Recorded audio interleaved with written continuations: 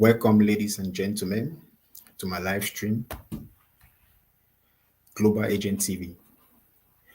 Today, we are going to dive into the life as a teacher in Thailand. It's going to be a deep dive, so stay tuned, like and subscribe, and follow as well. So my name is Gustav. I am known as Global Agent. So I'm going to bring to you a deep dive into the life of a teacher as a Cameroonian in Thailand. We are going to be having a 1 hour plus discussion with our guest, Mola Efange or Dr. Simon Efange. We are going to, hold on a second.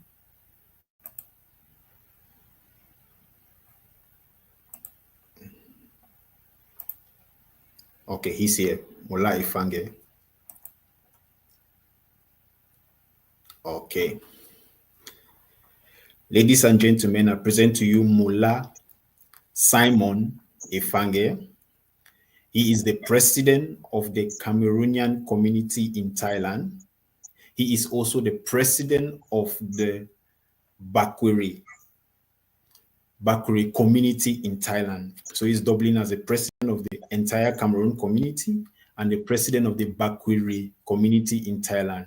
He is very grounded, experienced, and have a lot to present to us today, a lot to share with us. So without wasting our time, I'm going to ask Mola to introduce himself and tell us about his portfolio so that we can begin the live. Can you hear me? I can hear you, sir. Okay. It's always good to check the microphone and the voice level. I wasn't sure for my own end, but I wanted to be sure that everybody can get me 5 on 5. Yeah. Yes, I'm sure because I checked everything, it's fine. So I was certain. Okay. All right. All right. Sounds good. Basically, it's nice to be here. Thank you for having me You're welcome. on the program today. Even though we have this time difference, like a massive time Yeah, difference. Um, 12 hours. Can you we are imagine with still the daylight savings? You can imagine. yes, totally 12 hours. But we still make this work.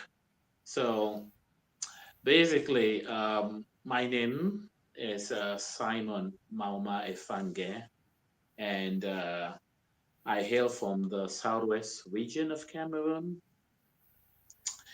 I'm still trying to get accustomed to saying Southwest region because when I was growing up, it was Southwest province, and recently I'm trying to get accustomed to the whole Southwest region thing. Yes. Um, I hail from Southwest region, uh, particularly from Boya.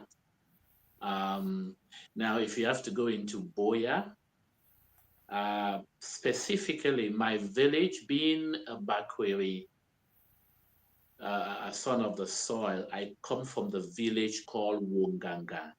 And Wonganga is found in Small Sopo on your way to Bishop Rogan, the famous Bishop Rogan Osase College. You have to pass through my village, Yeah.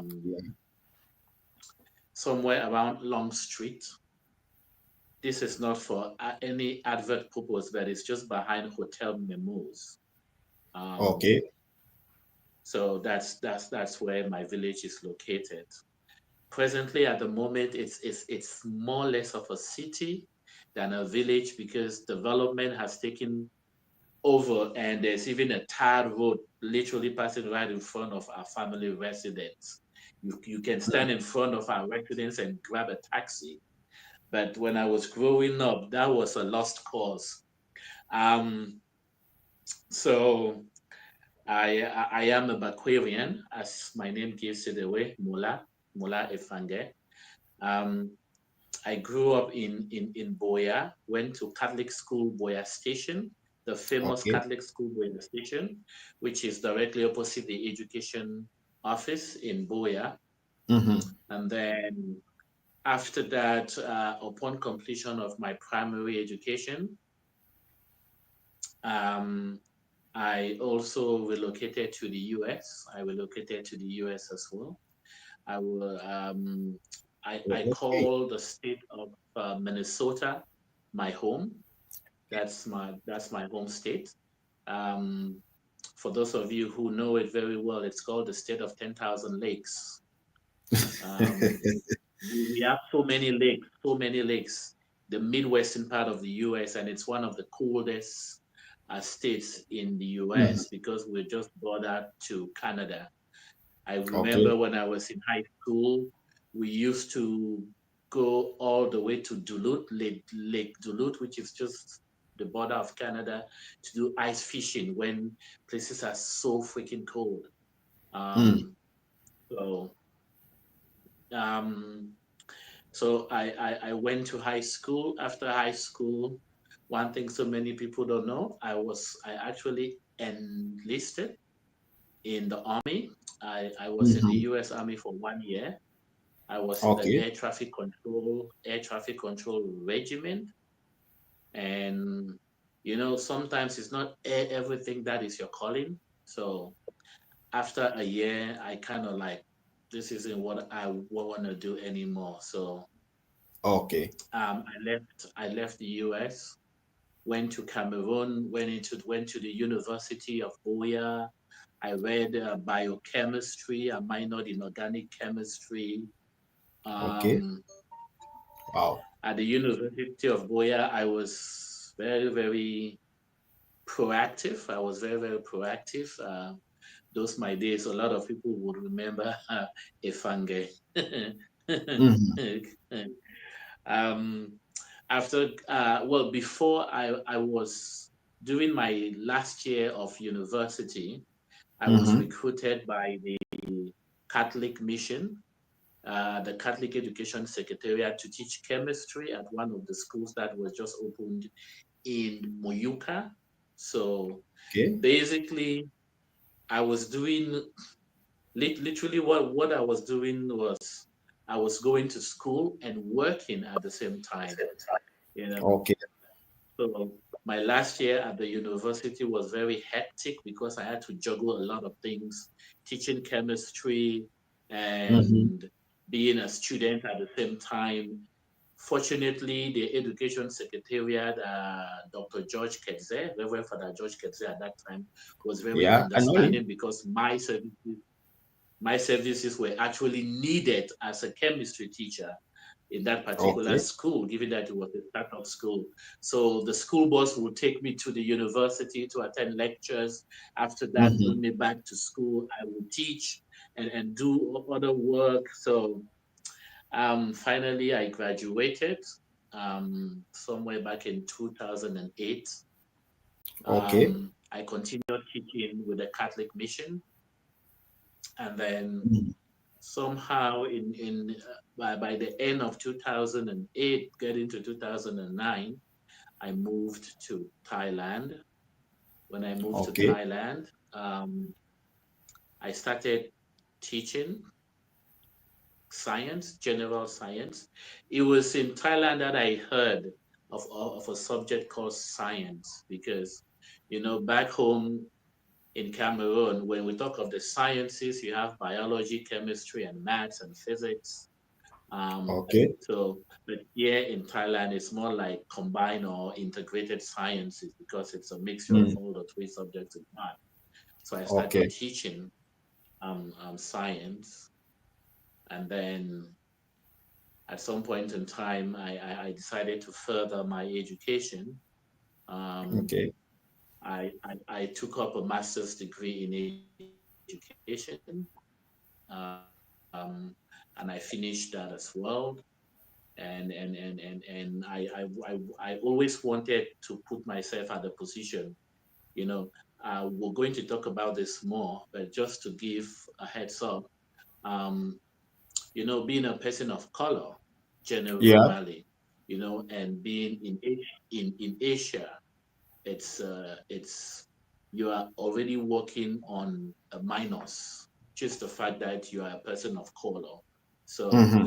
with that in mind, when I read the society and I mastered the society, and I knew that to be outstanding, to be in a position where I'm not going to work for peanuts, I'm not going to be Hmm. fired from a job, I'm not going to be begging for a job. It's just to empower myself and get to the highest level of education that I can possibly get. And with that in mind, it sets the precedent of you um, being somebody that even the Asians would tend to respect you because you are highly qualified. So Hmm. I also took up a doctorate degree in educational administration and leadership. So, Okay. um, Wow. so, so, so I had to put myself through a series of, working and going to school, working and going to school, just Hmm. because at the end of the day, I want to be, you know, at the top of the food chain, and I do not want anybody to look down on me for one reason or the other. So, in Thailand here, I met my wife. She's Thai. We got Hmm. married and we have a daughter. I Wow. named her after my late mom. My daughter is now 14 years old. She's Okay. very tall. Wow.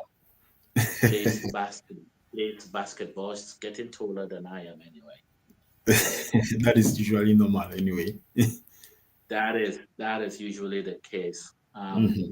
In a nutshell, that's a brief introduction of who I am, and that's my bio. Wow. A very huge one for that matter. That is very inspiring. I mean, starting in Cameroon, moving to the US in Minnesota, back to Cameroon, teaching us. I remember you said teaching in 2008. I was actively a student in the educational authority of the Catholic Educational Authority at that time. I was a student in Repacor, which means there was a chance that you would have been my teacher. But Ah, yeah, yeah. Repacol, Regina passes. Regina Um, Patches, yeah. you The guys were low there in financial school. Mutengene. Exactly. Yes, Exactly. yes. I remember. I think, if I'm not mistaken, yeah, yeah, your once principal, Father Kang. Yeah, I used to come there Mm, sometimes to attend mass and sometimes to okay. do some quality control because at some point in time I also got into, well, actually my I got into the Catholic mission, and within a couple of months I was already moved up to administration. I was the Okay. dean of students for the school in Moyuka. Back then it was just a college. Um, we were starting it up. Our Lady of Grace College in Moyuka. It was a Okay. baby school, but I remember coming to Call for some meeting of deans and sometimes principals. Okay. Um, so yes, so you are part of the Catholic system. I'm very much part of it. I mean, I used to like the Cali system. I still like it anyway. Our Cali Day system where we go compete for football, basketball, handball, and so Yes, on. Used to be World Day of Cali schools, the yes, big mass celebration where it yes, must be in a football field because of the population, all that. I mean, yes. just me getting in, I'm having like I'm just having a good time reflecting on it. Yeah, Exactly. now that you mention it, it's taking me back. Well, day of Catholic schools. I had to Yes. prepare my kids for drama. We always won when it comes to drama because I was very good in theater arts. Mm, Um, Singing, I was never a choir master, but I could teach the kids how to sing, even though I wasn't a good chorister myself. I see that. Um, we're always going to CKC for competition. The good old days. Exactly. Wow. What a portfolio. That is very huge. Back to Thailand, Molau. How did you get to Thailand? I mean, what are the processes? How did you get to Thailand?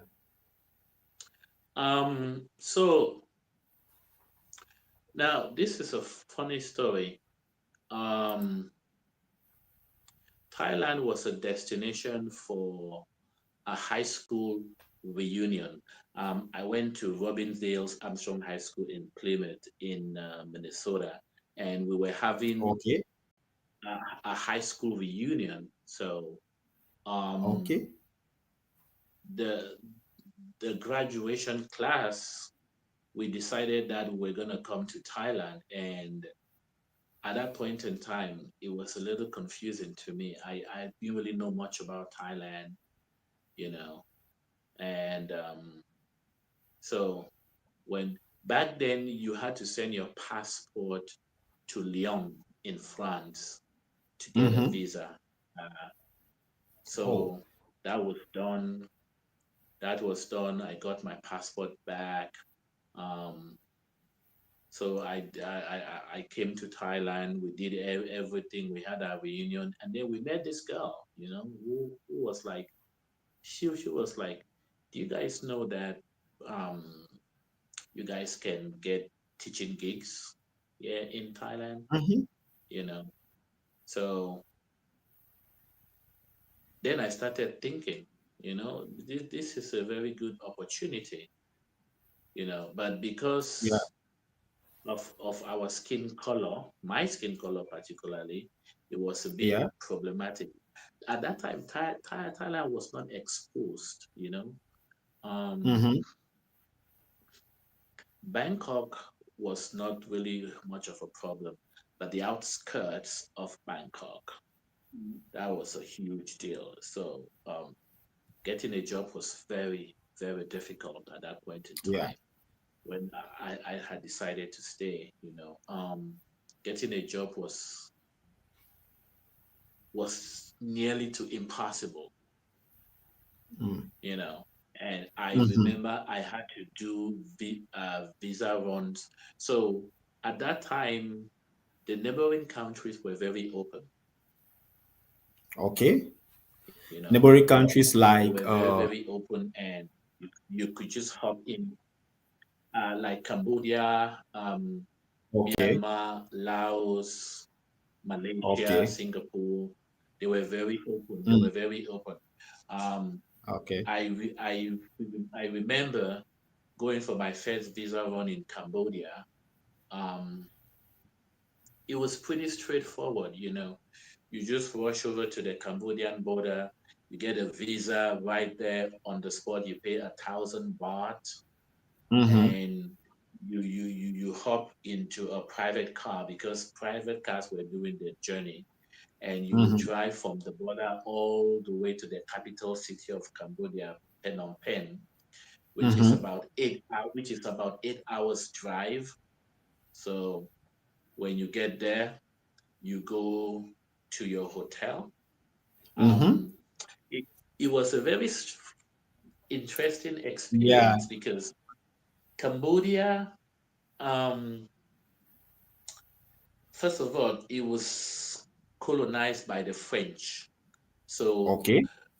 most of the citizens there, they speak some degree of French. So I was very surprised. Oh, They were very Cambodia. welcoming. It was different from Thailand. You know, Okay. the people could express themselves in English very well. Um, Okay. so the whole point was when you go there, you get to your hotel room, and Yeah. then you can eat, you have your food, you have you go to the restaurant and everything and so on. Then the next day you go to the Thai embassy. Um, at that point in time, or during that particular time, tourist visa was free. You didn't have to pay for a tourist visa. You just go to Okay. the embassy and they will tell you if Okay. you want the regular process, which means you can come back the next day and pick it up, it's free. But if you wanted an express All where you right. can get it in the next 10 to 5 minutes, you pay $20. So I was like, hey, Okay. there is Which is there is no rush. Give my passport, okay. you know, go downtown in Phnom Penh, go to the shopping malls, enjoy the city life. The next day, pick up Mm-hmm. my passport, make that trip back to Thailand. So it was a very fun experience. Back then things were not as crazy as they are now. Going to Cambodia was a piece of cake, and you could Okay. make as many border runs as possible, and nobody will ask you any questions. You know, Okay. um, so that's pretty much how I found myself in Thailand. Okay. Assuming now you got your visa, all right. But before I go to this Yeah. question, I want to ask you, just tell me how many countries have you been to? Oh wow. um. Wow. That's a tough one. Do you think I can remember my life? So I get to travel a lot, given the fact that I am a scholar. Um, Okay. I also lecture at a university. I have students that I supervise for their Okay. thesis, their dissertations. Mm-hmm. Um, I go for seminars. So, um, man, I can't just count. I don't keep track, except I have to look at all my passports and start looking at the different stamps as Oh, at just to throw more light on that. um just recently I get to talk to a group of people, to a group of mm-hmm. Cameroonians rather, who who were looking for some advice. They Okay. are based here in Thailand. Um, they have been here for like 2, 3 years, and Mm-hmm. they wanted to actually relocate to to Europe or to the States, some other country, and so on. And for some Yeah. reason, they have been going to the embassies and they have been refused visas. So every time they go, they kept being rejected, rejected, Rejected. rejected, rejected. I So mean, um, that is the case for Africans mostly. yes, when they got to me and they were looking for advice, I asked them a very simple question because they said they wanted to go and attend a seminar. Yeah. So my question to them was, put yourself in the position of the embassy official, the person who is Very doing good your question. Yeah. interview. Okay. Exactly. I said, okay, now you find somebody who is standing in front of you who is requesting for a visa to go to Germany to attend a seminar. Now, Yes. this person has no travel history whatsoever. This Mm-hmm. person has just come to Thailand. They have never traveled out of Thailand since they came to Thailand. Um, Mm-hmm. they have not attended any conferences or seminars within Thailand that they can prove. They have not Mm-hmm. attended any seminars or conferences with the neighboring countries of Thailand, which will show a Yeah. pattern. And one day they are just standing in front of you that they want to go to Germany to attend a seminar. Will you issue them the visa? And most of them were quiet. So I I said, well, if you guys are quiet, definitely it means you are not going to issue that person that visa. So why should you be given a visa then?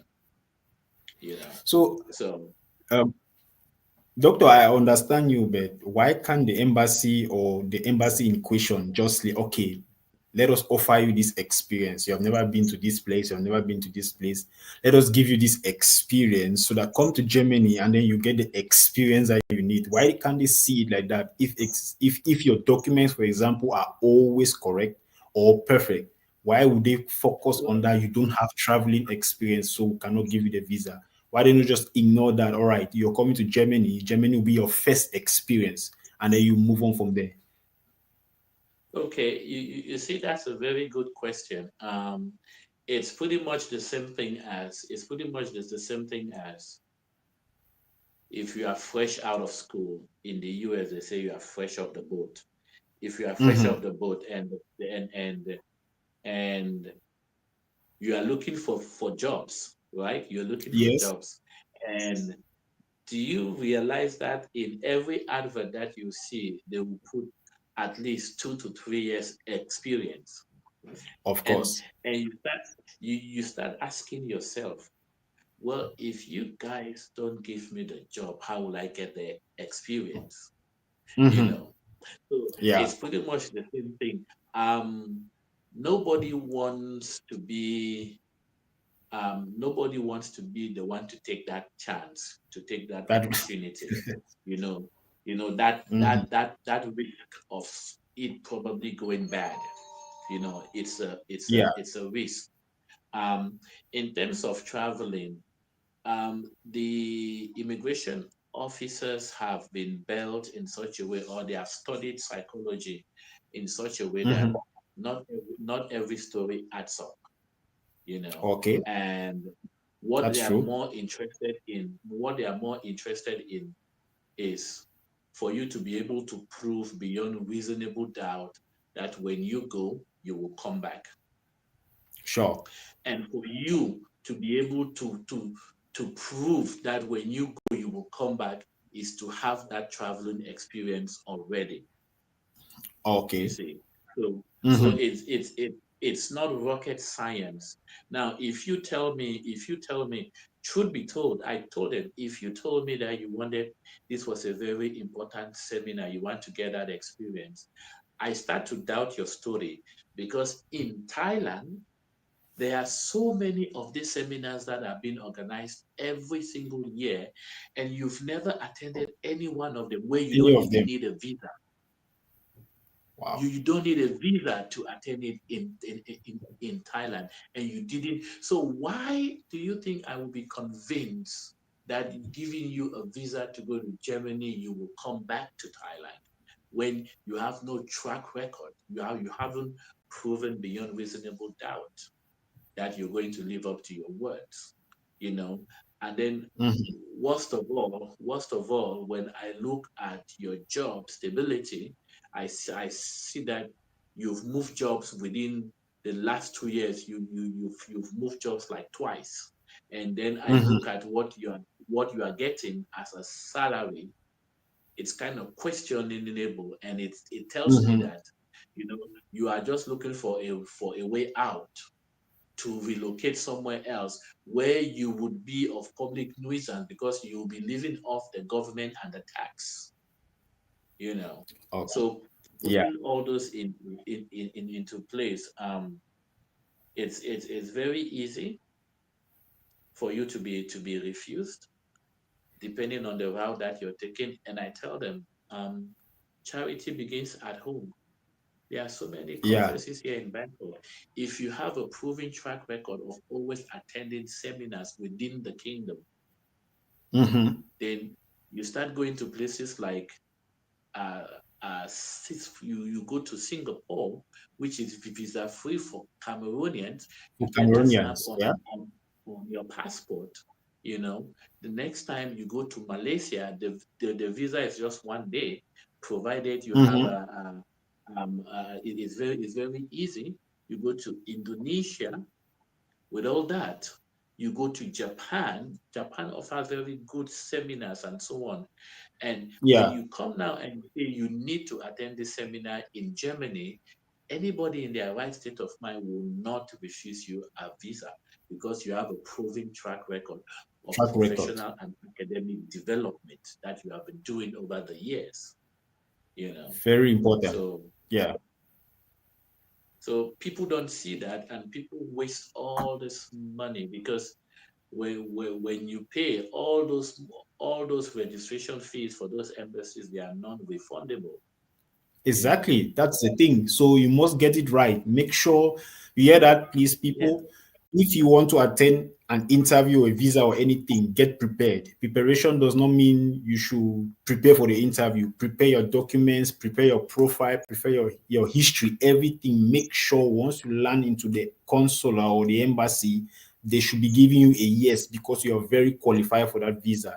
Attend seminars, build your profile. These things are not joke. People who organize these things have a reason for doing that is to exposure. So the whatever exposure you want in Germany, they are bringing it to your front door. So get into it, study it, visit, register for these things. Some of them are, most of them are free. Most of them are free. So if you yeah, really want to travel abroad, get involved into things. Get involved in things. Be your profile, and you stand a chance. Believe me. That's a lot of people with experience will tell you that you stand a chance. All right, Mola, back yeah. to Thailand. What is a teaching life like in Thailand? Um, the teaching life now. The thing is, in Thailand, you have different categories of teachers.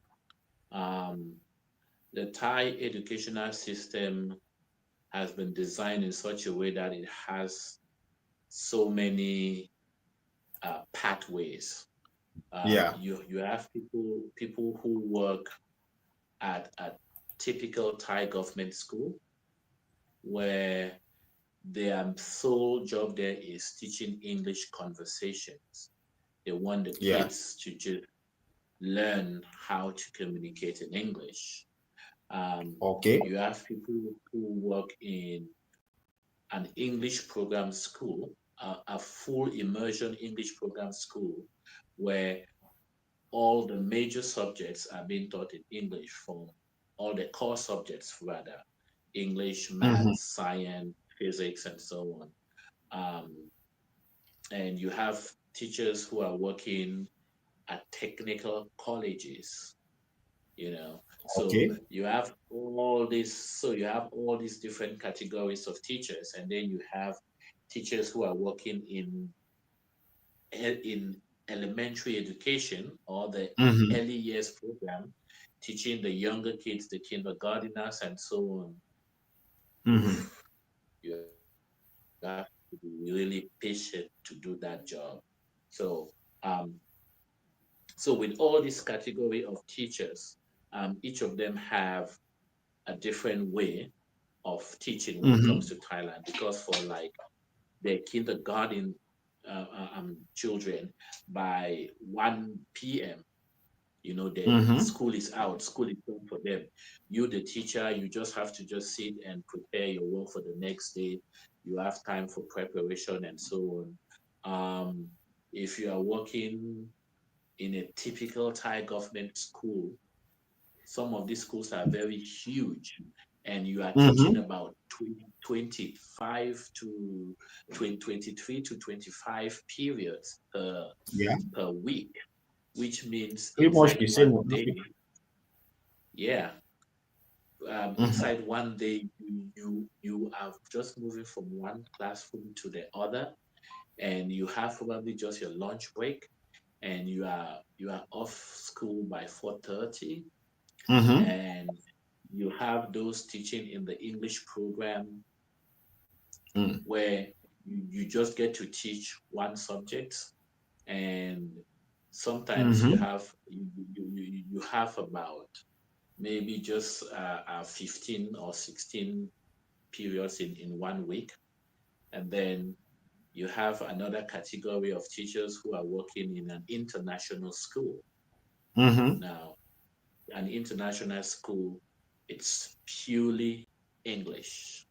There is no Wow. level of Thai whatsoever. You know, this Is is it is category it the of same like teachers. the international schools we have back in Cameroon? Is it the same setup? Yes, it's pretty much the same setup because the international schools here, they Mm. would be based off a particular curriculum. Okay. You have the Cambridge curriculum, which is very common for most international schools. You have Okay. The Singaporean curriculum, which is Oh, I've also never very heard of that common. one. Oh yes, it's very very common. You have the Okay. NGSS, which is the American curriculum. Okay. So most international schools have to choose a particular curriculum Okay. All which right. they want to follow. But majority of the international school follow the Cambridge curriculum, where you have the IGCSE, the A levels, the O levels, like what we Mm-hmm. have in Cameroon, the GCE. Okay. So Okay. Makes a lot of um, sense. for me particularly, I'm going to use myself as a reference. Um, I started off working at a government school that had an English program, Okay. and my schedule was pretty flexible. Mm-hmm. You know, I never had those crazy hours, given the fact that working at that school. Now, I'll take you a bit back. How I got Mm-hmm. that job at that school. Um, I went for the interview, and they were looking for a science teacher, actually. So I Mm-hmm. went for the interview. We were 10 of us. Um, Mm-hmm. they were we had one Yeah. Cameroonian, that was me. There were two Filipinos, and then Okay. seven other applicants from the UK, from Germany. There was also a guy from the US, one from Canada. So each person was taking their turns. Each person was taking their Okay. turns. Um, so I think I was the last person to go in. So when I went into the room, I went into the room. In my head, I was already psychologically defeated because they will prefer to take an Mm-hmm. American, a white person over a dark skinned person. So Exactly. I was just Yeah. going there was I was just like, I know they have already made up their mind, but mine is just for formalities. So when I went Okay. in there, when I went in there, there was a sentence, you know, there was a sentence that was written on the wall, and that was a sentence that grabbed my attention. And the grammar structure was out of this world. It was so wrong. So Mm-hmm. when I walked in and my eyes was just, I was just looking at that. I was looking at that. Then the head of the department's like, "Are you here for the interview?" I'm like, "Yes." I'm responding yes, but my eyes are still up Still there. understand. And then Mm-hmm. yes, then she turned and she looked and she was like, "What are you looking at?" I said, "Oh, the sentence there is totally wrong. There's a lot of grammar errors. They should take it Mm-hmm. down because it will make them look bad, given the fact that they have an English program." I Then can see she where this asked is me, going. so she asked me what is wrong with the sentence. So I remember I told her that the Interesting. article was wrong, and then she said, "But everybody who came in here, no one told them that sentence." I said, "Well, I guess they were not vigilant." That was my Mm-hmm. interview. She just said she just looked at me and she said, "Can you start on Monday?" That was it. Wow. Can you start on Monday? One moment change your life. Can you start on Yes, Monday? that That is the that was thing. it. That is the thing, Mola. Can you imagine this story? You were not interviewed, just you noticing that something is wrong somewhere, especially for the Yes, field that you're coming to teach, just gave you a job. That is one thing I yes, usually tell people. Your CV is you. Sometimes all these things, this, that, their CV is how do you present yourself to people? That is a best representation of a CV. How do you present yourself to people? It must not be academics, right? You need to think outside the box. Then you need to be vigilant. right? A lot of people, what they are looking for is not exactly what you want to give at the moment. So people need Yeah, to be smart enough to think out of the box to get to another level in order to impress people the right way. And it's not surprising me such a thing will give you a job in Thailand. It's not going to surprise that's me. Even in anywhere, that's such how a thing will give you a job anywhere in life. that's how I got the job. And when I got the Mhm. job, fortunately for me, the head of department had been exposed. She had gone to exchange programs in the US. Mhm. So she wasn't really more looking into your skin color. She was looking at can you Exactly. deliver the good, you know. And she took very fond of me because when I got my schedule and it says I'm going to be teaching science and they also added 5 period of English.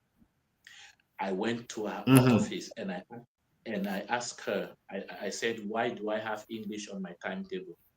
She said, oh, is to supplement your work. And I told her that I said, with all due respect, I was recruited to teach science.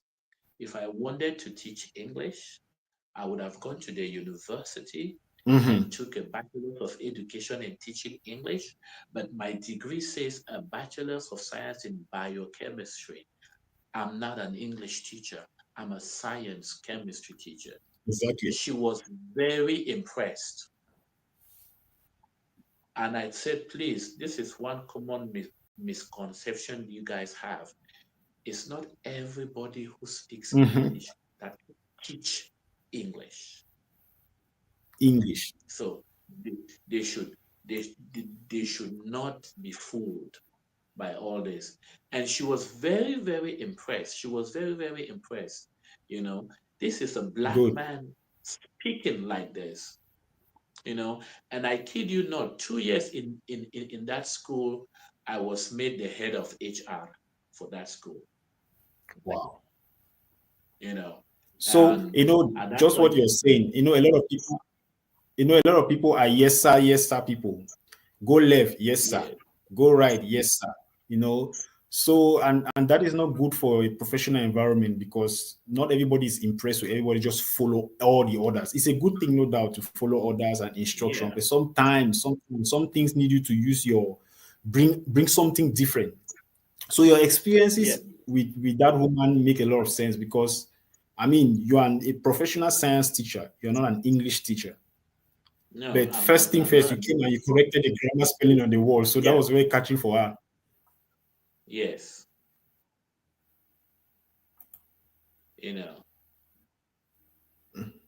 it was very, very, very, very interesting for me. And looking at that, I discovered that I had to lay my ground.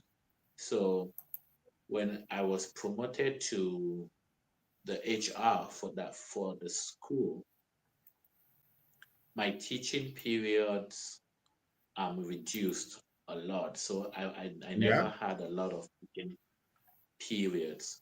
Um, I had more of administrative work, and I literally became my own person, you know, and I started making my mark.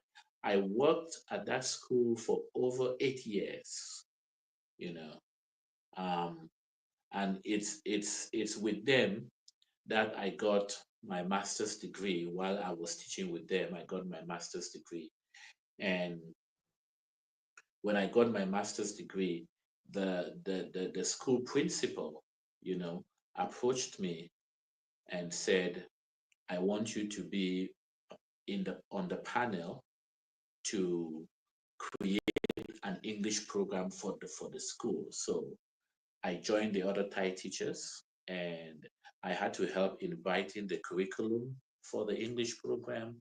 And we started an English program as well, which I was the pioneer. I was on the pioneer team to kick off the English program, and it was very, very, very, very interesting. Um, we kicked off the program. So at that point in time, having an administrative role, you know. Hmm.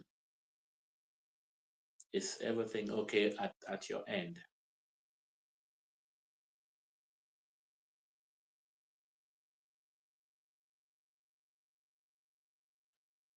Is everything okay at your end? Okay, seem to be some lagging.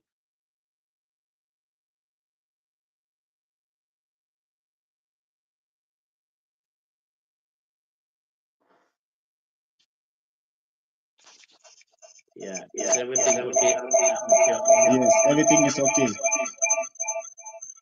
Okay.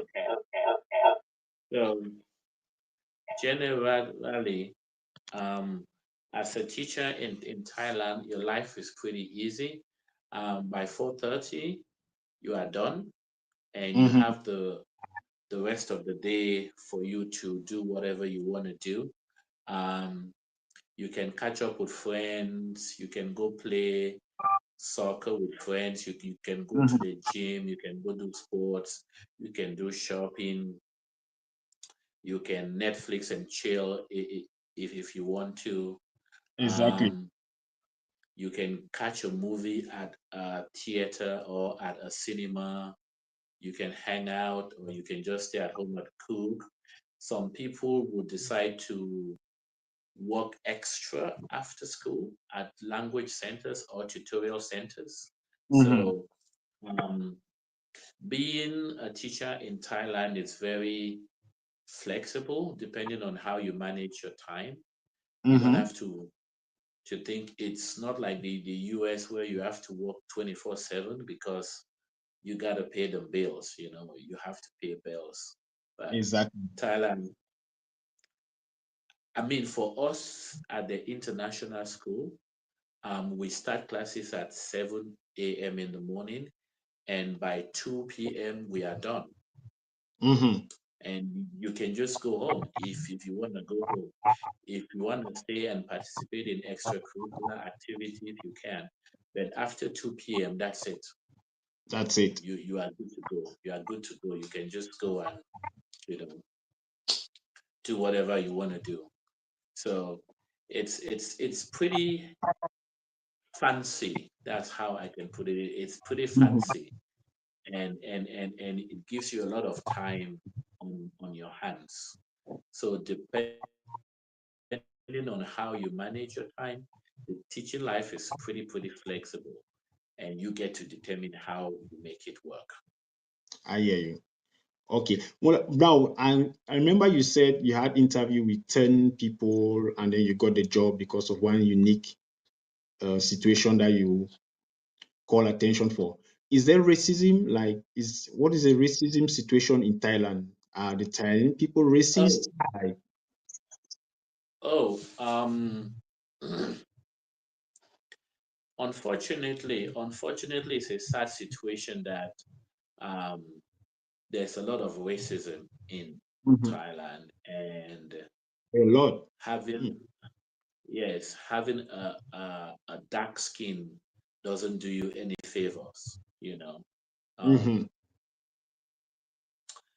for some reason, even the Thais themselves, who are from the suburbs, Mm-hmm. having dark skin, they are being discriminated upon.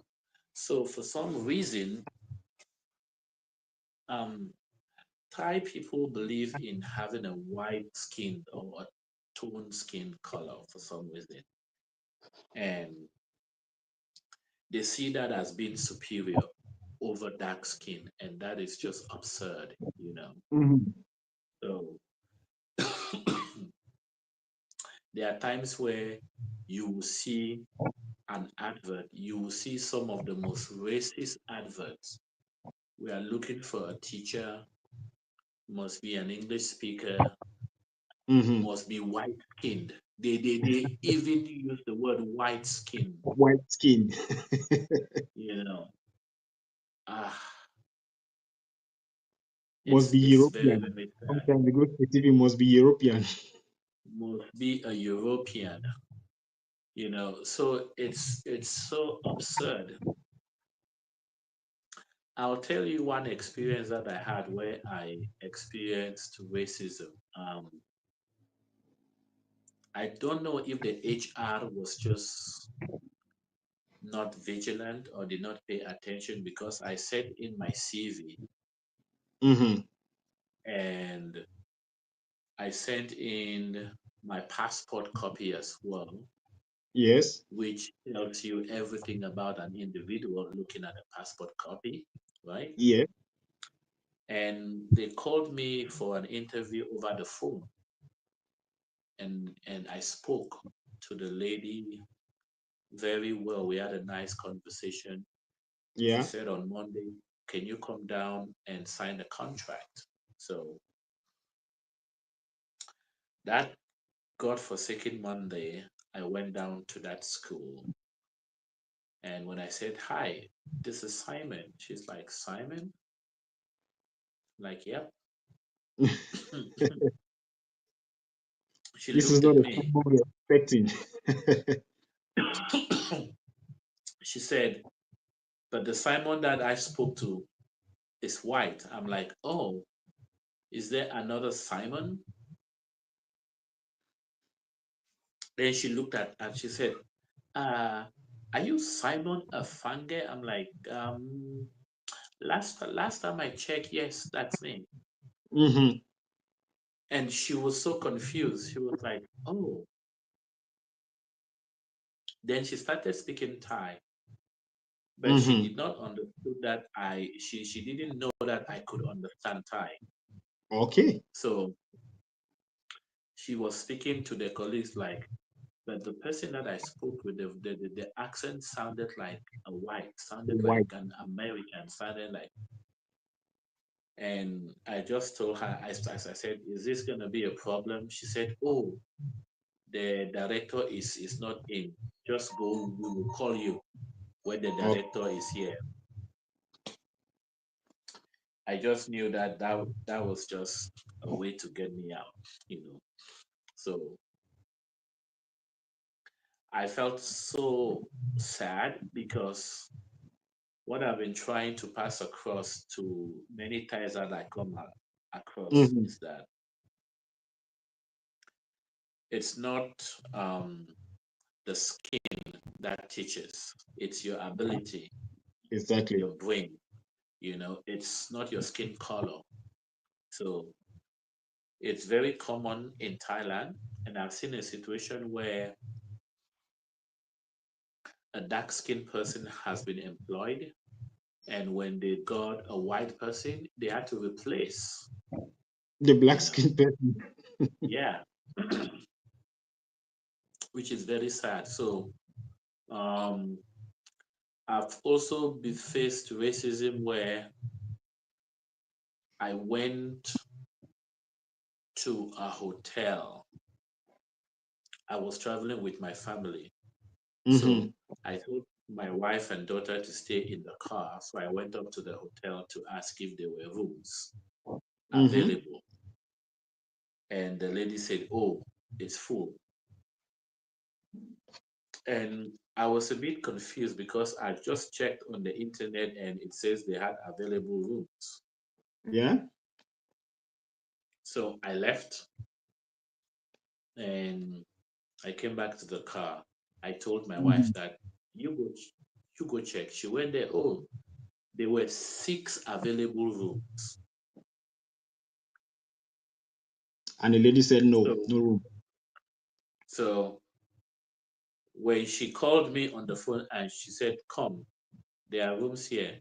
When I went, the lady looked at me and I looked at the lady, and I spoke Thai to her and I Mm-hmm. insulted her really badly. I told her that she was an You posted her illiterate in and time. a racist. Yeah. Then I told my wife that let's go look for another hotel. You could see the expression on her face. She was really, really shocked. She was Mm-hmm. confused. Um,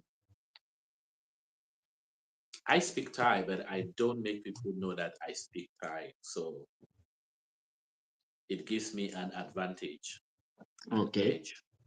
you know. So the racism is real. It's very, very real. So how many languages do you speak? Um, well, I speak English, I speak French. Mm-hmm. You When I just was found in the that? when I was in the US, we had to take a language in high school. So Mm-hmm. I took Spanish. So if I were to go to Spain, I wouldn't be really lost. I can still remember some of it. I can communicate basic Spanish. I can find my way around. And now Okay. I speak Thai. I speak Thai as well. So Okay. basically four languages. Okay. That is huge. I mean, most Cameroonians will boast for speaking two languages, but four, it's an extension that not many people really understand. Not many people will find themselves in that category. But it's a good thing though. Pretty much. Now, Mola, I want to ask now, what are the qualifications should in case someone wants to come to Thailand, for example, a Cameroonian now that wants to come to Thailand to teach and be just like you? What are the qualifications for such a person to make it as a teacher in Um, Thailand? well, I mean, the minimum qualification is having a bachelor's degree in any field, you know. In any But field? yes, recently, um, if you have a bachelor's of education degree, Oh, you are at an advantage as compared to somebody who have a bachelor of arts or bachelor's of science, okay. you know. Oh, So in education. So um, once you have a degree in any field, any subject in education field, you have an advantage yes, in Thailand. Okay. you have an advantage because your route um, to get a permanent Thai teacher's license will be much easier Okay. as compared to somebody who just has a bachelor's of science or bachelor's of arts. Okay. So the minimum, so it's a bachelor, but if you are an ed degree holder, you are good to go. You have an advantage. Mm-hmm. Um, if you are just a bachelor's degree holder, you will still have to do some additional courses or a Okay. diploma to be able to get you on the right track. But uh, in a nutshell, the basic is bachelor's. So Okay. irrespective of whatever bachelor's it is, but as a because you can't go into a classroom to teach people where you don't have a qualification higher than them. You know, it Of course. makes no sense. Yeah, that's true. Um, you can't have a high school diploma and you are going into a classroom to teach high school kids, Sure. you know. So it's pretty much the I mean it's just a bit different in that in the US to be a teacher you need to sit in for the state license exam because every state has its Mhm. own requirements. Okay. But if you are from Cameroon, given the fact that Cameroon, the system is a bit different because we have more like um, the teachers training colleges where Mm-hmm. if you graduate from those, you are automatically a trained teacher, and that gives you the right to teach in any institution. Yeah. Um, but I do remember the Catholic mission had a different view in that they would Okay. prefer to employ people who had degree in single subjects because they have a mastery of that subject. Mm-hmm. Then they make you do 1 year in their teachers training program that they had. Then now you Okay. are fully immersed into the Catholic system. Okay. I mean, those who Khalid had a system, bachelor's Khalid degree, system in yes, Cameroon. those who had a bachelor's degree in education, they were recruited, but they were not really keen on recruiting them that much. Okay, So okay. if you are coming from Cameroon, you have to make sure that you have a bachelor's degree at least, a Mm-hmm. master's degree at most, Okay, for you to be able to navigate this particular domain of teaching in Thailand as a Cameroonian. okay. So if you have a PhD, it's no go area. It's like they'll be scared that no, we don't want PhD people because you said master degrees at most. Yeah. If you have a PhD, if you have a doctorate degree, um, you can also come to Thailand, but your target would be international schools. Okay, Yeah. Because international schools, when they have staff that are very highly qualified, it makes their portfolio good. So it tells the parents that our staff are really qualified, you sure. know. That's true. Um, you wanna go look for a job at the university as well if you have a doctorate degree or a master's for that matter. Um, the only thing is that teaching at the university in Thailand is the pay scale is quite low. Instead, teaching at the That university. yes, that's what so many people don't understand, and by the time they get into it, then they realize that oh, you know, Mm-hmm. it's just that fancy name. That's why even myself, I I moved and got into the international school system because the pay there is super high, you know. Okay. Do they pay there in American standard like the international school? Do they pay like, Yes, for example, if it's an yes, American international school, they pay in American standard? yes. They pay in American standard. So the thing is, working at an international school, Mm-hmm. um, it has a lot of benefits.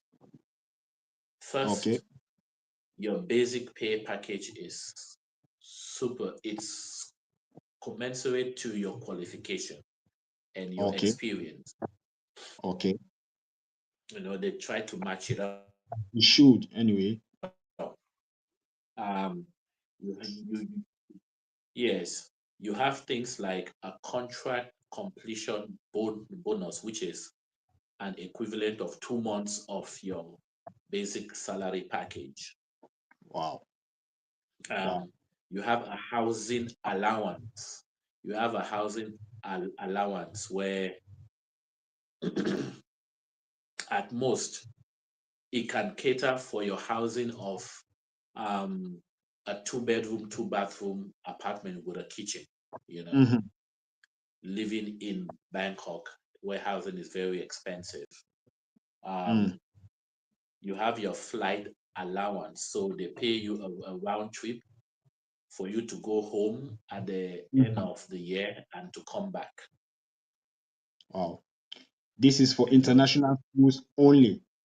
yeah, this is for Take note, international international schools. schools only. Round trip flight, two more Yeah, salary bonus, and so on. Just yeah, international schools. And to qualify for international, international schools. you must be grounded educational wise. I mean, to a level of Yes, master's degree or even a bachelor's degree holder can still work in international school.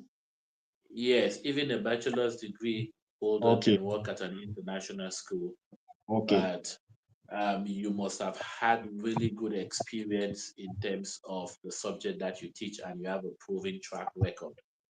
excellent. As it should You know, anyway. I mean, no one yes. is So employing another the person. only difference there is that you come in with a bachelor's degree and somebody coming with a master's degree or a doctorate degree would be placed Mhm. at a higher pay scale, you know. Yeah. So And also at the international school, you have free tuition for up to 2 kids. So Free teacher. Wow. yes, so So that's why consistent. that's why so many people are fighting and working hard, getting the qualifications to get into the international school sector because Mhm. um, the package is very very good, Okay.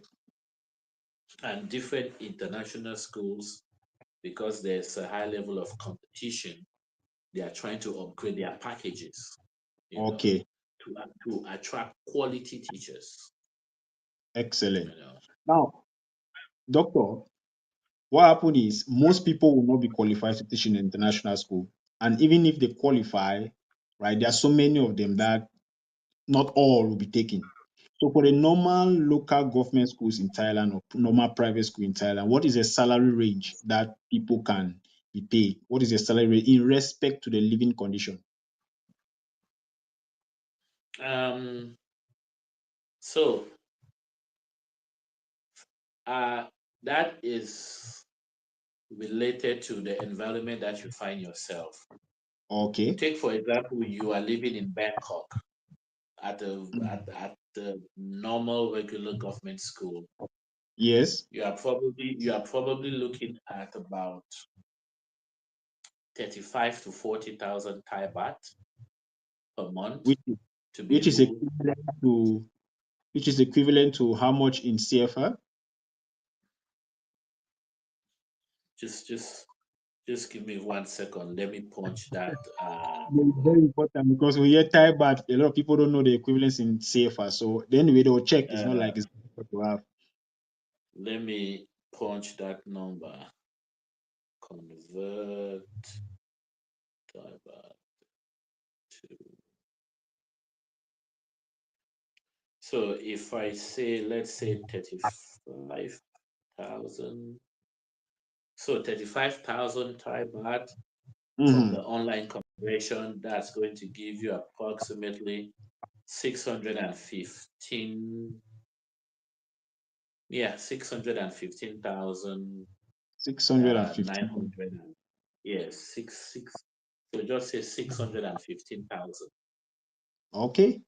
So with 615,000, what with respect to the living condition now, let's say in Bangkok, because you are giving me the price in Bangkok, Yes, 615,000 francs CFA. yes. In respect to the living condition in Bangkok, how much can you spend a month, taking into consideration everything out of that 615,000? Um, so basically, if you're living in Bangkok, you can successfully save, you can save about 300,000 in your 300,000. bank. Yeah, you can save about 300,000. So Three hundred thousand. this is if you are not living a lavish, Normal. extravagant life. Yeah, you need to add that, because Yeah. people have to understand that it comes to the Yeah. lifestyle. It comes to the Yes. lifestyle. It comes with the lifestyle. For someone who is living a very extravagant lifestyle, they might just burn all this money by the end of the month. Okay. Because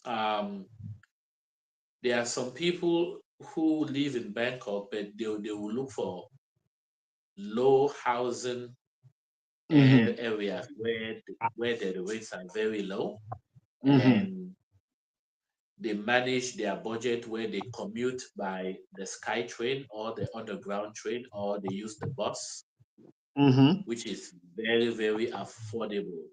The bus is like 20 baht. um, um, the trucks, you can use the trucks which they call the somtiles. Those are like 10 baht. Mm-hmm. In CFA, it's like what? It's like 75 francs Wow. per drop. So Oh, yeah. you can live a so Very. so with that you can live a really good life and save a lot of money. Mm-hmm. Now, if you move away from the big cities, you go to the suburbs, you go to the provinces that are very calm, they are not very famous. Mm-hmm. Someone from Cameroon, they might offer to pay you probably between 20 to 25,000 Thai Yes. baht. Um, and over there, life is so cheap that Mm-hmm. you can save a lot. You can save a lot. You can get a very good apartment for just 1,500 baht. Mm-hmm. So, Which is in y- Cameroon is equivalent to yeah, 1,500 baht for an apartment in Thailand. Mm. yes. Um, 1,000 baht now, 1,100 baht gives you 20,000 francs. So Mm-hmm. 1,400 baht. So you are To be looking about at about maybe 30,000. 26, 27,000 CFA for Okay. a very good living apartment, you know. Okay. That comes with AC, everything. Yes, Wow. everything because life is so cheap in the outskirts in those places. Um, Mm. the fresh market is there. You hardly go to the supermarket. You go to the fresh market where food is very cheap, Mm. Like you know. farmers market. Yes. Okay. So it's pretty easy going, and most of the time you just walk to school Mm-hmm. because you are Mm-hmm. just living nearby. Mm-hmm. Um, you might get a second-hand motorbike to help you run around. Okay. Fuel is very cheap. You can put um, fuel for about what 100 baht, not even up to 100 baht, which Mm-hmm. is like what 300 francs. CFA. And the fuel, yeah, CFA will carry you around for like a week in your Wow. motorbike, you know. So there are some Cameroonians who are very lucky. When they Mm-hmm. come, they just get a job in a big city, you know, Mm-hmm. and they start them with on like 40,000 Thai baht, which is what it's like almost 680, Wow. Wow. you know. And the So, problem is they see such amount of money, they get confused and mm-hmm. they just appropriate the money and they don't make very good use of it because they have just seen all this money. They are living all these lavish and luxurious lives, and before you realize everything is Mm-hmm. gone. Oh, They that's don't interesting. plan for a rainy day, you know. Mm-hmm. So the living condition of Thailand in respect to the salary, I think it make a lot of sense. So Yes, it does. mm, now I want to ask you, what is the job security like? Like if you have a job, for example, somebody leave Cameroon now, go to Cameroon, by based on luck, you have that school that pays you 30,000 baht, 50,000, no, not 50,000 baht, you didn't mention 50,000 baht, you just mentioned 40,000 baht. 25,000 baht, 30,000 baht. What is the job security? What are the expectations? What is the teaching curriculum in those normal schools? Like, is it very demanding? Is it difficult for someone to make it and like have that job security and take that job by it, like own that job, like for how many years? Like, is it difficult? Is it challenging? Um, Recently we just held a webinar which was for Cameroonian teachers here in Thailand for them to Hmm. upgrade their professional development. Yeah, Um, there was a question that I asked, and everybody was silent. And so my question was, you as a teacher working at a school, hmm, because here you are working on a contract, and the contract is good for 12 months. hmm, And at the end of each contract year or each academic year, they have yeah, to evaluate to see whether they are going to renew your contract or not. yeah. So the whole point now is you as a teacher, I asked them this question. When the academic year comes to an end, you should ask yourself one question. Why should I deserve a new contract? And if you can't answer that question, then you are useless to the school. Because as a teacher, you are Yeah. supposed to make your presence and your impact felt where Mm-hmm. you work, whereby at the end of the day, when they when they say, oh, teacher A, the only thing they will say is, no, this is somebody we need to keep. Mm-hmm. There is no dispute about that. And what are you supposed to do to be at that position? You have to prove your worth and make your presence felt in the school. Exactly. So if you are one of those teachers who just feels that it's just about teaching the kids in the classroom and that's it, then definitely you have failed.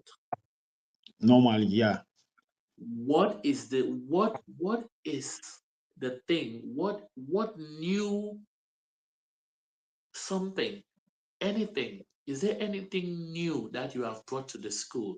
Is there Mm-hmm. anything new that you have created for the school? Is there any new impact that you have made upon the school that anybody who does will say, oh, this is because of teacher A? Mm-hmm. And that's how you get job security. You have to be at a position where your contract is not debatable. When they sit, they look, when they are evaluating at the end of the year, they just always say, oh no, this person will keep. So Mm-hmm. interacting with other Thai teachers, your colleagues, Yeah. bringing up activities, creating different opportunities, you know. Um, Mm-hmm. at the first school that I worked at, where I got that job, I was teaching science, but I was making impacts within the school community in Yeah. other sectors. Now, I was able to successfully convert one particular stairway in the school, Mhm. and it was called English Corner. Okay. Finally, the principal bought the idea and they decided to develop that stairway, turn it Mm-hmm. into a place where kids can just sit. Was broadcasting CNN. You can see CNN news, you can watch BBC news, and Mm-hmm. till today, when you go to that school in that province, my photo is still there as the pioneer of English Corner. Leave your Every imp. time I go to Nakhon Ratchasima, to that province is called Mm-hmm. Nakhon Ratchasima. I go to that school, Mumwatana school, English Corner, my photo is still there, the pioneer initiator, you know. Yeah. Yeah. So these are some of the things. You need to be able to show your employer that they have a reason to keep you. Of course. Wow. You are not lazy, you are not always complaining, you have a positive attitude, you are bringing growth and development to the school, you know, you are bringing up projects, you are participating in activities. When they call you, they say, teacher A, can you take the students and you prepare them for a competition? Oh, teacher, I'm so busy. I have to mark. They will tell Complain. you that that's not a problem. That's okay. We'll look for somebody else. But you Exactly. don't know what you are doing to your reputation. And such people they'll be very nice to you. Like, no, it's okay. Take your time. If you don't have time, Yes, like of they'll play it as course. if everything is normal. That just go feel free. But I'm sure they'll be making changes at the end of the year. You see, recently at my present school, the present school which I work at, uh, SBS International School in Bangkok. Yes. I initiated a program which is like a TED Talk. Yeah. And right now, every teacher is calling me and trying to see if they can get students to also students from their year group to participate in this program.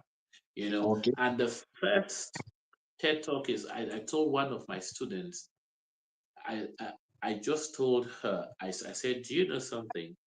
I think you'll be very good at talking to people. Then I asked her, can you give me one good reason why it's very, very bad to sleep very, very late at night? And she started explaining to me all these things, all these things. Then I said, guess what? You're going to tell this in front of a group of people, telling Mm-hmm. kids why it's dangerous to stay up late at night and play video games instead of getting enough sleep. And that's Mm. how I initiated that TED Talk. And the amphitheater was very full, the entire, and she spoke. And the next day, another teacher called me and said, one of my students also have an idea.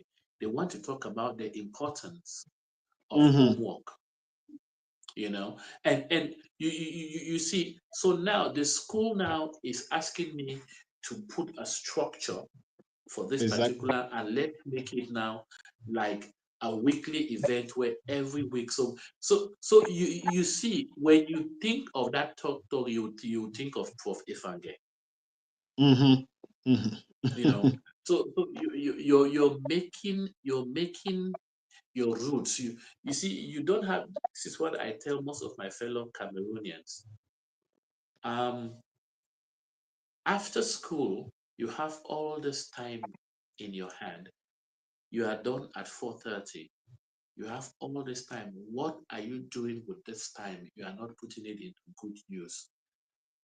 Educate yourself, Mm-hmm. prepare yourself, develop yourself professionally so that you can better deliver when it comes to your job side. And Yeah. that is what gives you your job security. I'm not going to lie to you. I'm going to tell it right now and to everybody looking, and to everybody who's watching. I have placed myself to be at a position where nobody would fire me from a job. I will Mm-hmm. quit a job, but nobody will fire me from a job.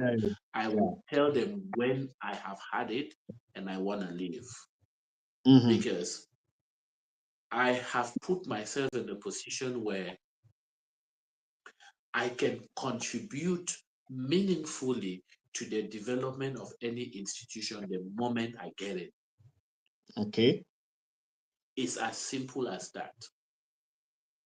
When I want to go for a seminar, I tell the school, and they never refuse because they know whatever I go and learn or whatever I go and do is giving credits to the school. Because Mm-hmm. when I go to present in Japan and my paper is published, it's going to publish and it's going to say I work at SBS International School, and that's how the name of the school is going. You know, Mm-hmm. they are taking credits, you know. So you inserting yourself into a school and making an impact gives you job security. Now, it doesn't go without saying that Thai people are very unpredictable. Today they Mm-hmm. are smiling at Okay. you, tomorrow it's a different ball game. But you have Mm-hmm. to be that. But if you are somebody who has an impact, losing one job today, you would easily get another job the next day because people know your worth. You know, Mm-hmm. you have a proven track record. But if you are those kind of people where you are very relaxed and adamant, when you lose Yeah. a job, it's going to be very hard, difficult for you to get one, because even when they call for references, they will have nothing good to say when it comes to you as a teacher.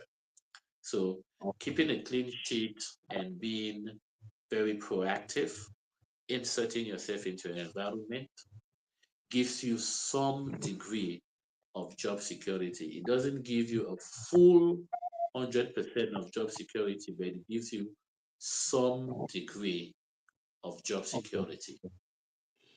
All right, sir. Now, you mentioned something earlier that you're married to a Thai lady and you have children. Yep. So, a lot of people who will be wanting to travel to Thailand should be bachelors, for example. So, in other words, you're encouraging them that getting married to a Thai national or to a Thai person is an okay thing. It's good, right? So, I wanted to talk on that a little. Like, what Um, is it to get married to a Thai person? to me, I've had these questions time without number. Mhm. A lady is a lady, you know. Yeah. It's the same headache, it's the same trials and tribulations that you go through with. Yes. Um, it's just you as an individual making a choice. Okay. Um, what is it that you want? I respect my ladies so much, and I hold them very dear to my heart. But at that particular time, when it was the moment for me to make that choice, that was what I was presented with, and that's what I went with. You know, Oh, um, I'm not saying one is superior over the other. Women are normally, women, and yeah. That's women are to be respected because they are, they are who they are. They are the backbone of the family. sure. Um, if you are coming here as a bachelor, just be very careful, Hmm. because you might find yourself living a wayward life, jumping from one woman to the other, which is not usually the best case or the best Hmm. scenario. But marriage is marriage, irrespective of Who you get married? what type of person you're getting Type, yeah. married to, you Exactly. know. So you can still get married to a Chinese lady, and Hmm. if she has a good character, it's going to be smooth. If she doesn't have a good character, it's going to be one hell of a ride. Um, Exactly. you can still get married to someone from Africa, from Cameroon.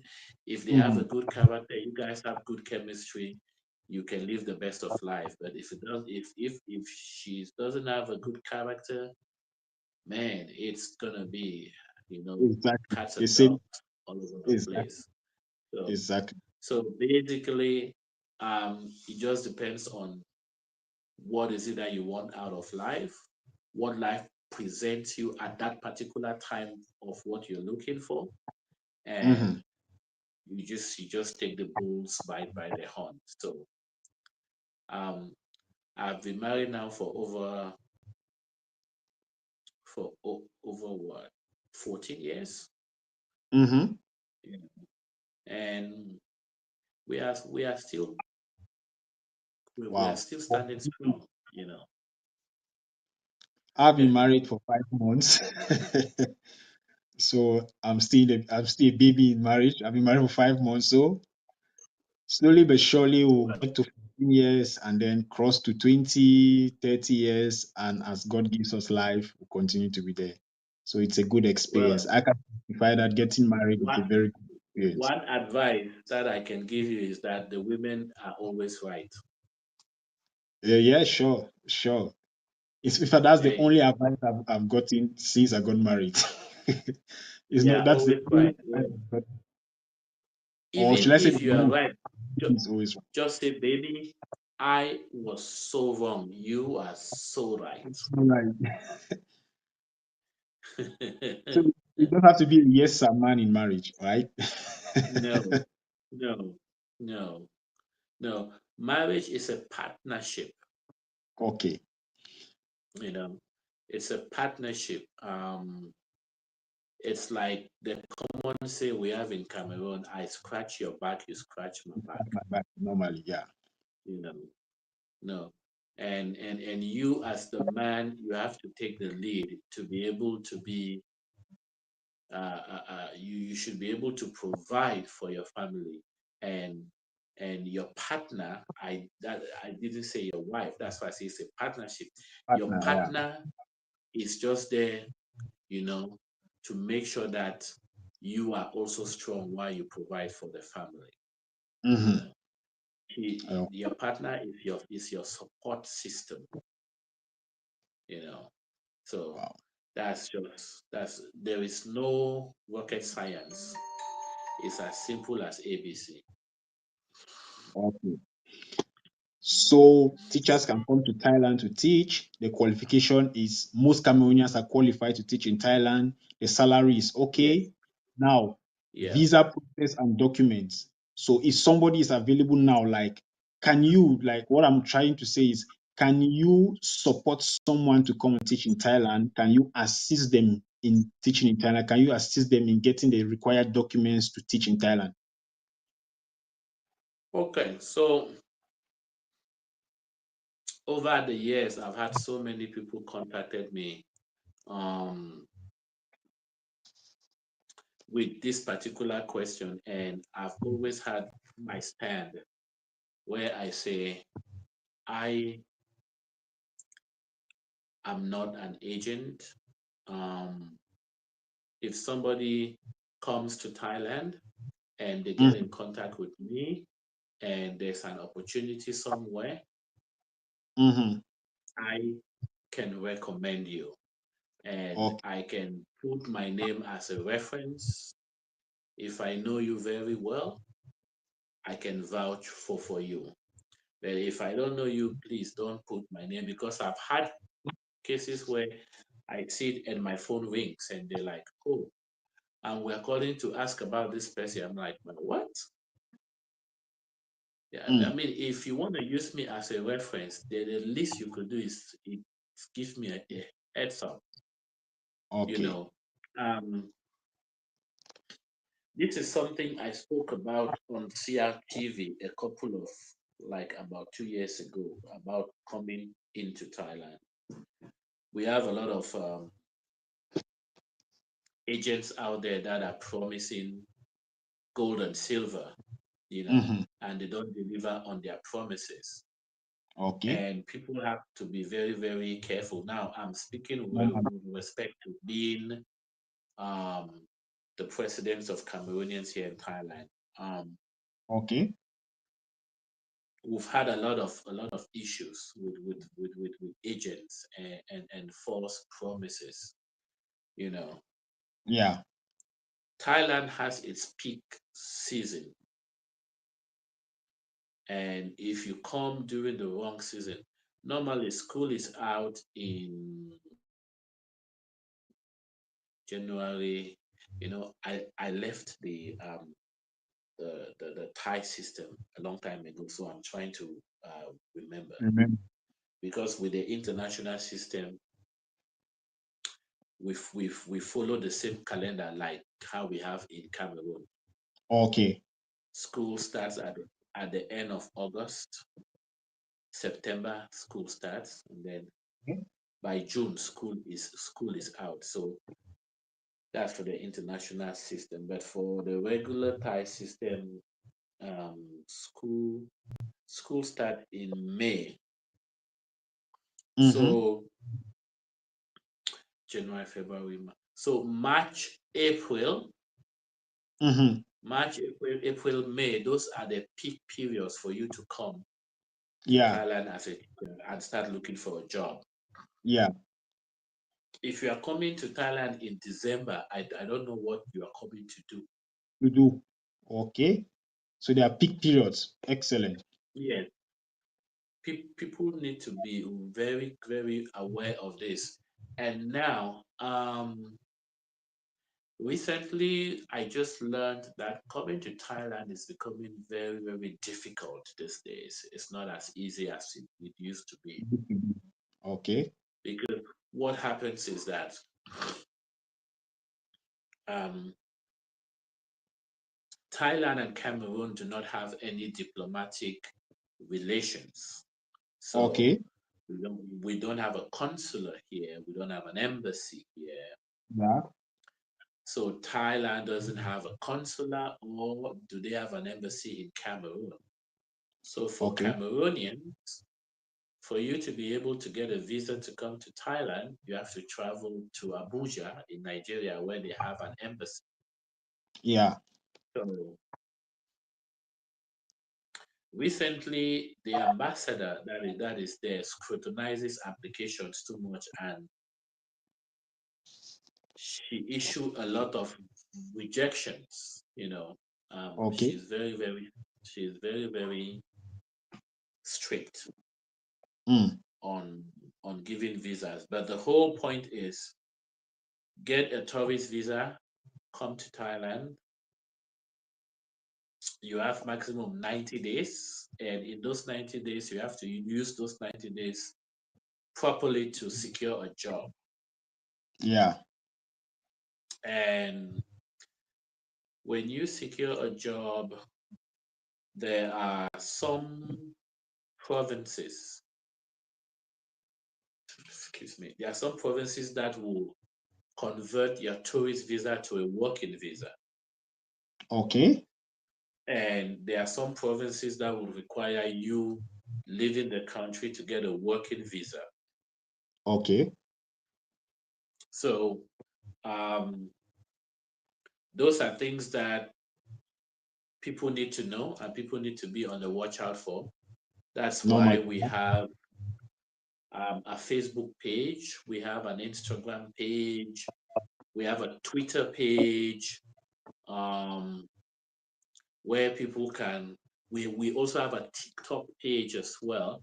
So we are Mm-hmm. trying to educate people as much as possible so that they don't fall prey. Um, most of times, getting a tourist visa will just need you to prove a track record that you are a teacher in Cameroon Mm-hmm. and you want to go for vacation. You know, um, you need to prove beyond reasonable doubt that you will be able to, come back to Cameroon after your trip. Mm-hmm. And of course, we know when you get here, you Mm-hmm. know, the story changes, you know. Of course. It changes So everywhere. So. Mm-hmm. the story changes. So um, it's becoming pretty difficult these days. So people are passing through agents, and some of these agents are dealing with people a lot, you know. Okay. So the problem is the difficulty is the fact that you need to find a good and reliable agent. Yes, So. you can look for a good and reliable. Now, Mhm. personally, I advise people that um, if all your documents are right, Yes. you can follow the procedure by yourself, you Okay. know. Okay. And if you are going through an agent, personally, I have no agent to recommend to anyone because I believe more in doing things by yourself. By yourself. You Okay. know. All right. I was about to ask that. So you just mentioned you don't have anybody to recommend. Okay. No, no, you see, the best way to stay out of trouble is not to get involved with trouble as a whole. Because tomorrow, if something goes wrong, you recommended me to this guy, and now it's also so. I try not to get myself involved in all of those nitty gritties. Exactly. Um, I try to stay clear because with us Cameroonians, you are a saint until when things start going wrong, then you become the bad man. Mm-hmm. Personally, I have opted out of all these particular things because over the years I've tried to help so many Cameroonians. At the end Mm-hmm. of the day, they call you all sorts of names. Yeah. So the best way to stay is not to get involved in all these things. Mm-hmm. Keep a clean sheet. I can advise, but Mm-hmm. there's an extent to which I can go, you know. Yeah, I Um, understand what you and mean. and I will always tell people, do not take my word as the final word as the alpha and because things changes every single day. Exactly. So you have to be very, very careful. Um, make your facts, get your facts straight, do make your findings, get in contact with us. Whatever information you need, we can furnish it to you to help you. But Exactly. please be very, very, very careful because recently I came across an agency that was asking for 1 million CFA for a tourist visa to come to Thailand. That Okay. was ludicrous. Now that you mention, now that you mention 1 million francs CFA, if someone is to come to Thailand to teach, right? How much can that person budget, right? How Um, much budget to take him through? well, basically, um, I think you should have something in the neighborhood of not less than 2.5, Okay. not less than 2.5 million, because making that trip to Nigeria is going to cost you some money back and from. Um, Mm-hmm. your flight, and you have to get it. Given that most likely, if you have a tourist visa, you will need to get a round trip. Okay. Oh, this is Your for tourist flight, visa. All right. yes, if you have a tourist visa, your flight would be roughly in the neighborhood of like 1 million CFA, Okay. because flights are becoming very, very expensive these days. So And even more than that. it's for round trip. That 1 million francs Yes, CFA is what? yes, Okay. that's a round trip. Um, you need to hold some money. Should you not have any person that's going to receive or accommodate you, you will need to find a place to stay and at least put some down payments Okay. of security deposit. You need to feed. You need to run around while looking for a job. Okay. Um, you need to do your visa conversion, which also costs more money. So Mhm. all these things put into place is always good to be over prepared than under prepared. On that. Okay. So basically, for tourist visa, you can go through the process yourself. It's easier. Yeah. What about those are one work visa direct, like work visa, which is a 3 months? Um, So what do they do? work for work visas, this is where you have these agents, and honestly, I'm not gonna say what I don't know. Those Mm-hmm. agents would do whatever thing that they have to do. Um, they will give you their conditions Mm. and so on, and they will work that out with you. Basically, every agent differs or vary. They are not synchronous. But Okay. recently, I came across a lady, a Cameroonian lady, who was recruited directly from Cameroon. Excellent. Yes. She was working at an international school in Yaoundé, and she Okay. was recruited to teach biology at a very prominent school here in Bangkok. She was recruited directly from Directly. Cameroon, Wow. you know. So there are possibilities that you can be recruited directly if you fit the profile, Mm-hmm. you Wow. know. Um, they prepared all her documents. She went to Nigeria. She got her working visa. came back. She paid her flight. They picked her at the airport and they took her to the school. Excellent. I mean, that is a very good story. I mean, employed Yeah, directly, like not yeah. many people. I have that type of experience too, but not many people can be employed directly. Well, you already say you're not going to recommend any agent which I support Mhm. because you hardly can trust someone and then people will be bouncing back. It will be a look back to you. No, you gave me this person did not treat me well, and so on and so forth. So nobody wants to take that responsibility, which is totally acceptable. Now, assuming they're in Thailand, living condition, everything, you've spelled everything out. It's perfect. They can also get married. For those that want to get married, is good. Yeah. And now the next thing I'm going to ask Mula, you're laughing about the marriage part. Yeah. Yes. So we are almost we're rounding up. So what last advice do you give? Like, will you encourage Cameroonians to like take the advantage of coming here? Will you encourage them? No, it's a good thing. Come, the life is good. I encourage you to come. And then if they come, what is the route of living? Because a lot of people will come to Thailand, they will not want to stay because people still have their dream to go to Europe, people still have their dream to go to America, people still have their dream to go to Australia, people still have their dream to go to a first world country, for example. So it's like it will mostly be a transit country for a lot of people. So moving to from Thailand to another country is a visa process. From your experience, what other people have is a visa process affordable?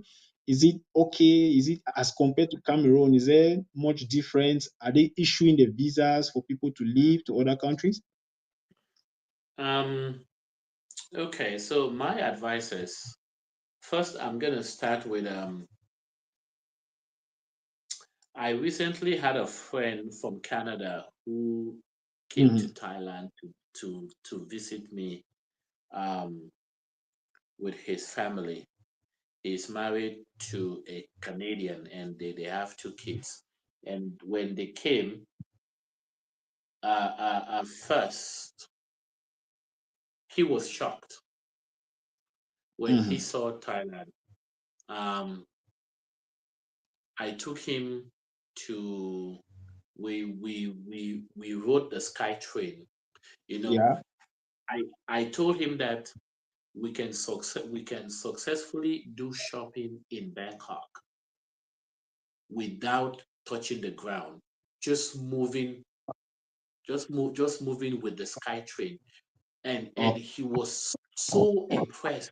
He was so confused. I took him to Siam Paragon.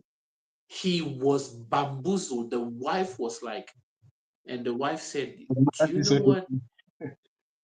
She, even the malls in Canada are nowhere close to what I see in Thailand. You know, I've lived in the US. Even the malls in the US, they are not as sophisticated as the one that we have here most in Thailand. in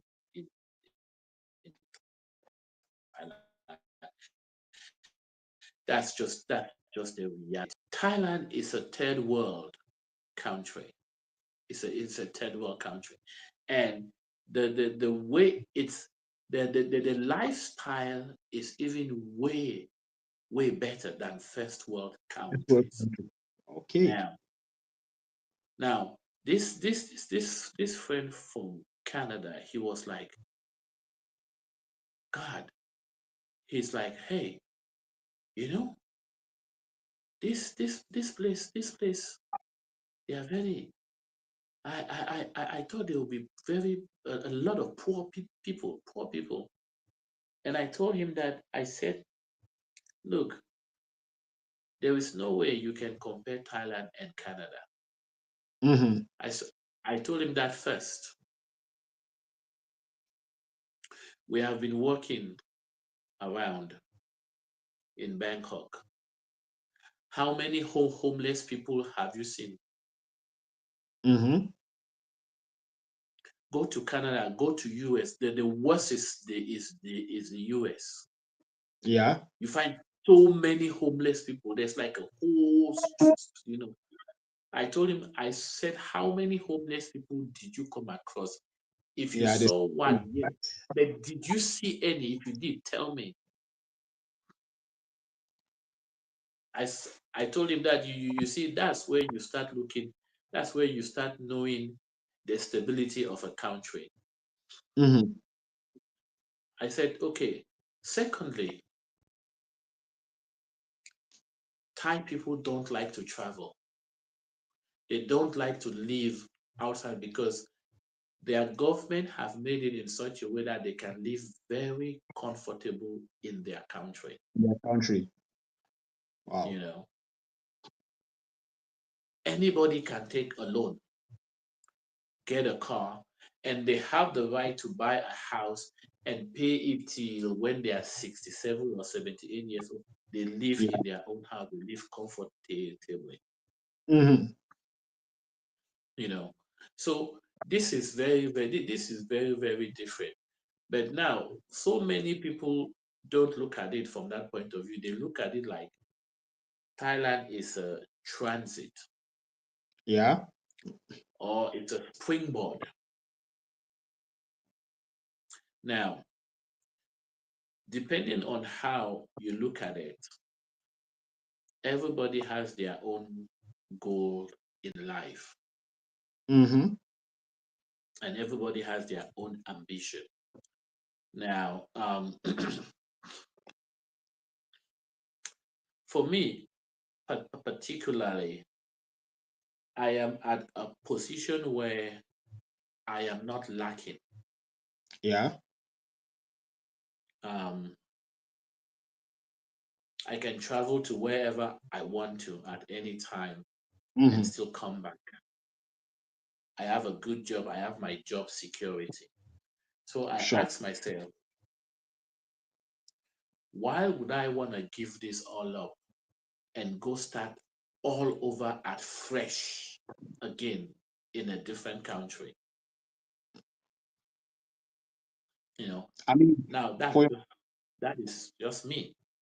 yeah, for your age anyway, and Yes, who you are and you're a family man, you need settle. exactly.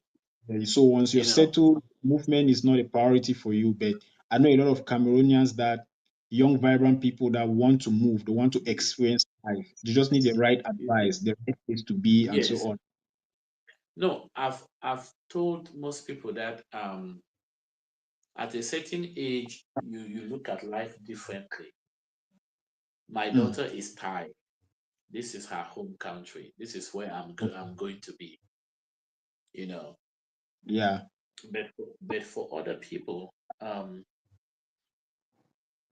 one of the best way to leave Thailand, which they don't realize, is through the educational route. Okay. You know, I have mentored so many people that that have moved on through that route.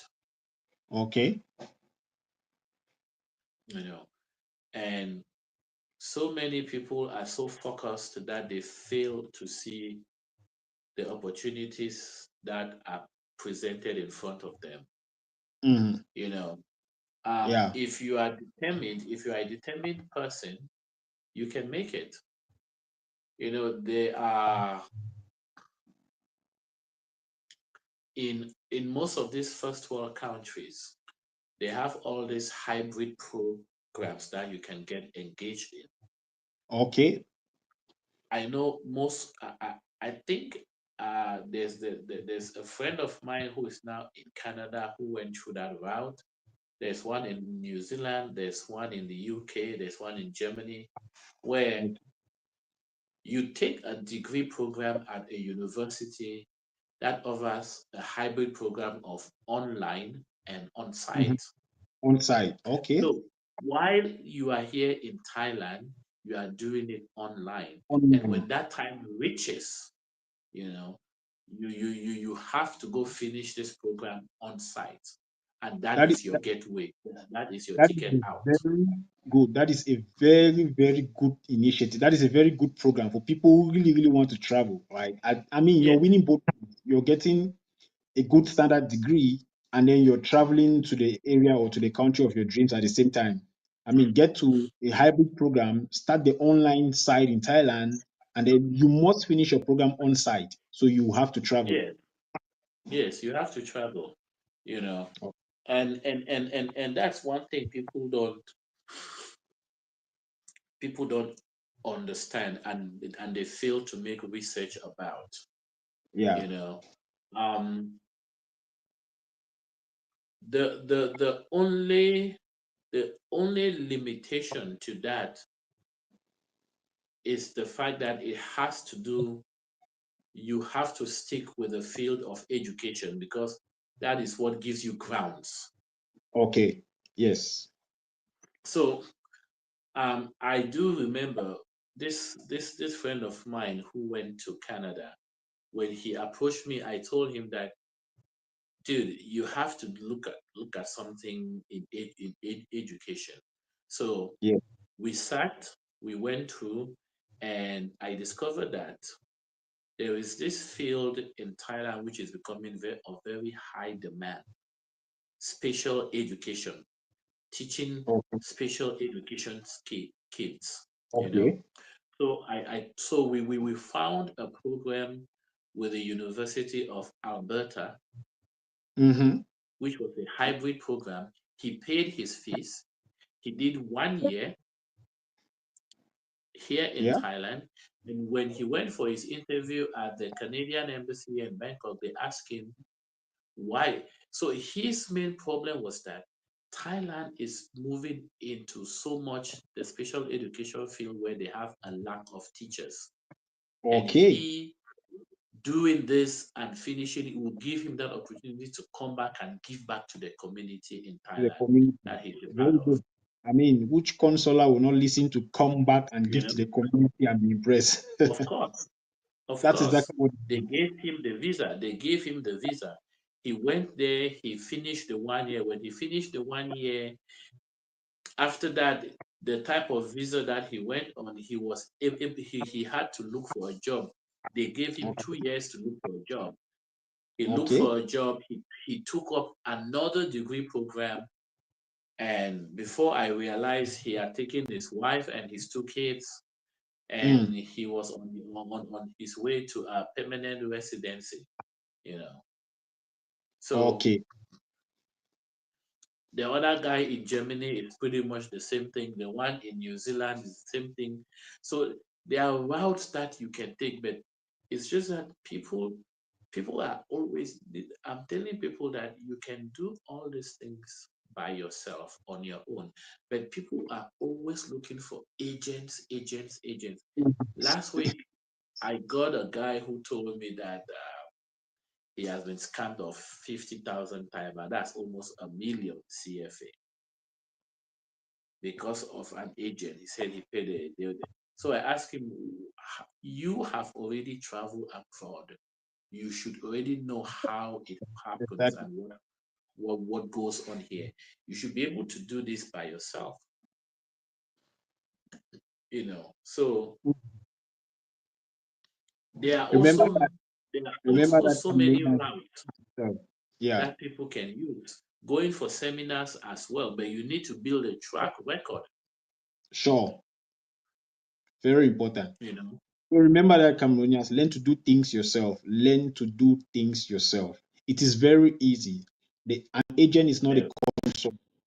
An agent just no, know how to do things, which everybody can get to that level, know how to do things. They can facilitate it to you. They can ask you a bit of feedback. You can spare yourself all that stress by doing it yourself. You still have the same result. It is very, very, very important, right? Do things yourself. That's why I'm bringing this information out for you so that you can learn and understand how to get your things done.